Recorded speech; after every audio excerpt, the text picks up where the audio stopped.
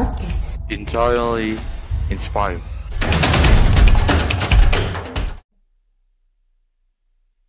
Halo Saluters, berjumpa dengan saya, host kita pada hari ini dalam podcast EP. Ya, sekarang kita bersama narasumber kita. Bisa perkenalan dulu Kak, siapa namanya? Halo guys, nama saya Jessie Olena Damanik, panggil Jessie aja. Pada topik podcast kali ini kita akan membahas mengenai mahasiswa berprestasi ya. Kalau Kak Jessie sendiri ini berprestasi di bidang apa ya? Ya. Di bidang musik, musiknya lebih ke piano dan nyanyi gitu. Kalau misalnya yang tari enggak. Oh, berarti di seni bidang musik. Untuk Kakak sendiri itu yang memotivasi Kakak atau awal sekali Kakak itu bisa terjun ke dunia musik itu karena apa? Pertama itu disuruh sama mama, cuma lama-lama enjoy. Kalau dulu mamanya yang pengen dianya jadi pemusik, cuman karena mereka banyak gitu ya, 10 bersaudara, jadi nggak kesampean. Jadi dibuat ke saya gitu. Kalau untuk spesifiknya ini musik di bidang apa dia Kak? Kalau misalnya yang udah dipelajari secara mendalam itu piano, soalnya udah dari kelas 2 SD, private piano, terus piano sampai tamat kelas 12 SMA. Oh, berarti itu awalnya karena suruhan orang tua ya? Ya, tapi lama-lama enjoy. Oh, lama-lama bisa enjoy. Jadi motivasi orang tua itu nyuruh Kakak belajar piano atau les piano pada awalnya itu apa gitu ya? Karena kan saya anak tunggal ya, jadi kata mama sih supaya bisa hidup mandiri segala macam, biar nggak bergantung sama orang tua, dan syukurnya sekarang udah bisa punya penghasilan sendiri. Berarti bisa memiliki penghasilan dari piano gitu ya. Kalau misalnya selama ini Kakak menempuh pendidikan piano itu di mana gitu? Atau belajar guru les private, otodidak atau pergi ke tempat les? Kira-kira seperti apa Kak? Kalau misalnya yang piano klasik itu kan memang susah, mesti ada lesnya. Cuman kemarin tuh langsung disekolahkan sekolah musik di Yamaha Era Musika yang di Jalan Sabarudin. Jadi kalau misalnya itu dasarnya, berikutnya tuh udah otodidak, kayak organ, keyboard itu udah otodidak. Terus kalau misalnya untuk vokal juga pernah les, tapi itu paling cuman setengah tahun aja gitu. Kalau untuk kegiatan Kakak saat ini yang berhubungan dengan berhubungan dengan bidang Kakak sebagai pemusik itu, apakah ada? Atau sekarang masih fokus kegiatan lain seperti kuliah dan lainnya? Oh, ada. Soalnya diselingin sama ngajar les. Jadi kalau misalnya sekarang memang lagi kuliah, cuman nyempetin ngajar les di Medan Musik juga udah pernah ngajar gitu ya. Di Rumah Musik Johor juga udah pernah ngajar.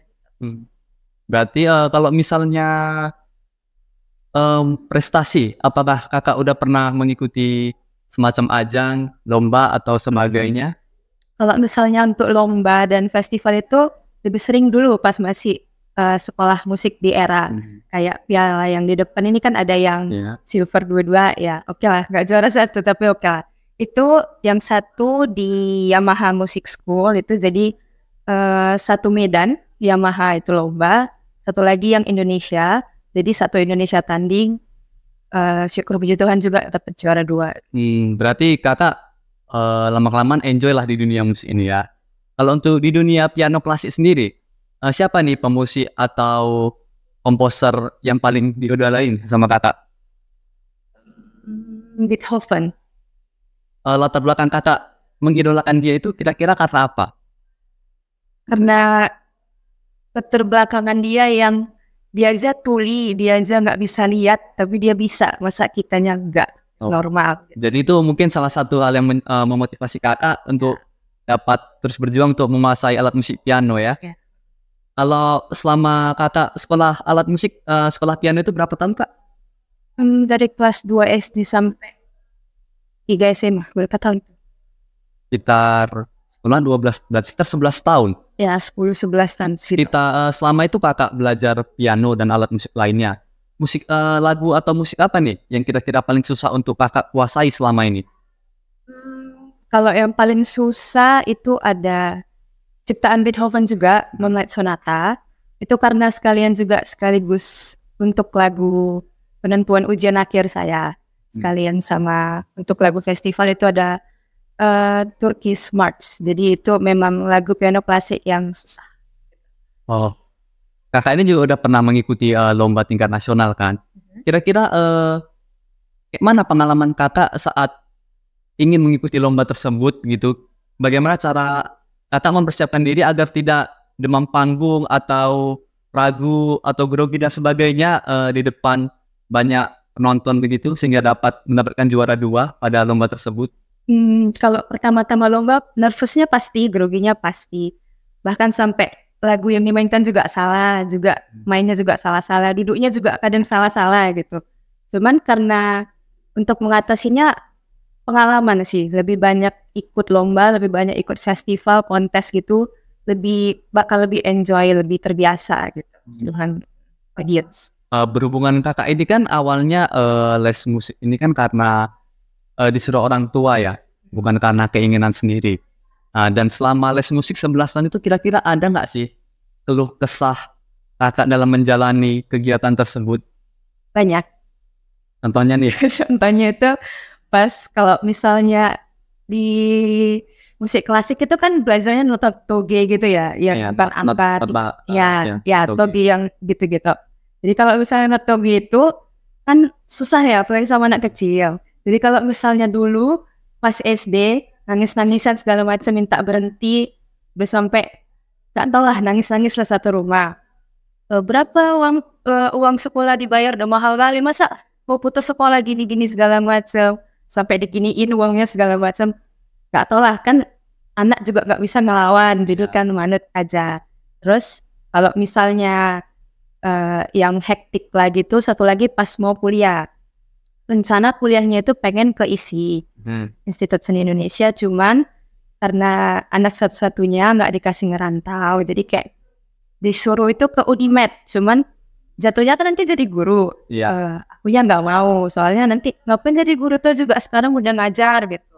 Semua juga nggak mau, pokoknya nggak boleh ngerantau, jadi ya udah, jadi di plan B kan aja gitu musiknya, tapi tetap di jalan, nggak ditinggalin gitu. Di plan B berarti sekarang yang utama bukan musik. Kalau gitu yang utama sekarang lebih ke arah apa dia? Untuk kerja yang tetap gitu. Ya perkuliahan inilah nyambungnya nanti kerja yang tetap. Walaupun tidak berhubungan dengan keahlian di bidang musik gitu ya? Ya nggak apa-apa. Kalau yang memotivasi kakak untuk terus mau berjuang menamatkan bidang musik ini padahal dari awal itu karena dipaksa itu apa gitu Kak? Mulai dari SMP, SMA, gak tahu sekitar itulah. Udah mulai banyak masa-masa stres segala macam. Musik jadi alat pelampiasan. Jadi kalau misalnya di rumah gak bisa curhat, juga kalau misalnya temen pada lari semua gak tahu kemana, gak ada temen curhat, pacar juga gak ada waktu itu. Jadi yaudahlah ke musik gitu, nyanyi-nyanyi, bikin lagu segala macam. Kakak ini kan setelah semua itu dapatlah hasilnya, kakak dapat meraih juara 2 di perlombaan musik tingkat nasional. Kira-kira pandangan orang tua kakak setelah kakak berhasil menjuarai perlombaan tersebut itu bagaimana gitu? Yang awalnya kan kakak ini dipaksa, sering menolak, tapi akhir-akhirnya yang menikmati juga, bahkan sampai mendapatkan prestasi dari hal tersebut. Kira-kira itu pendapat orang tua kakak mengenai prestasi kakak itu seperti apa ya?